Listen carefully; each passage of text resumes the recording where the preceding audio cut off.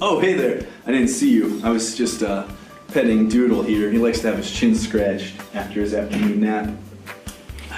As you may know, I'm Mr. Robinson, or K-Rob as they call me on the streets of Pittsburgh. I'm a 9th grade English teacher here at Seven Lakes, and if there's one thing in this world, this cruel, uncaring world that I love, it's Halloween. I can assure you that I'm the most qualified man in this entire school to teach you about this holiday. And so, to bless your feeble minds with my infinite wisdom, I'm here to teach you everything you need to know about Halloween. The roots of Halloween can be traced back to the Celtic tradition of Samhain, which is pronounced Samhain, likely because the Celts either thought it best to ignore the rules of phonetics or some other dumb reason. Basically, the Celts believed that the spooky ghosts of their ancestors would spookily wreak heavy and spooky havoc among their crops once the spooky winter arrived.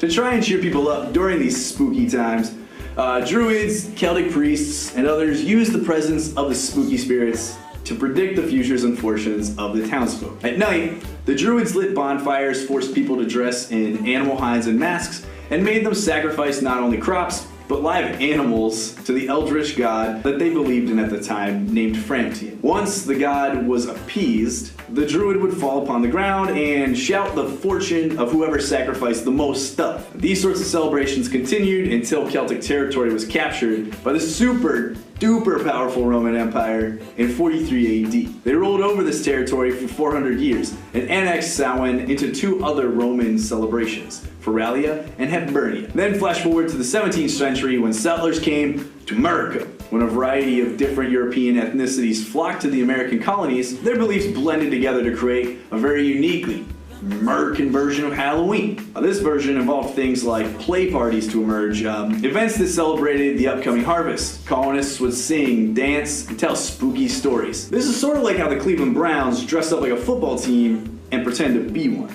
Or like how people who run for public office dress up like mature adults for debates and act like children. Or how Matt Lefevre likes to dress up like an old bag with a terrible sense of style and pretend like he knows what he's talking about to his students every day. After all, imagination is the essence of discovery.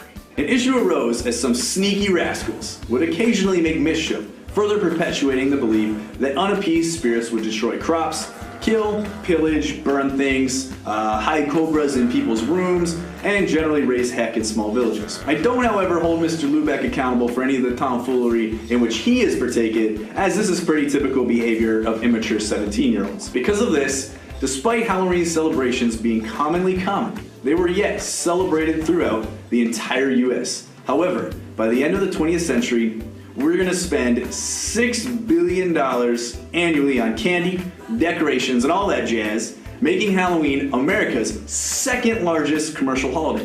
Which means that as a nation, we actually prefer mischief and playing the candy lottery by knocking on strangers' doors more than we like spending time with our own significant others, with an inevitable letdown on Valentine's Day. So there you have it, the history of Halloween, as told by yours truly. You're welcome, Spartans.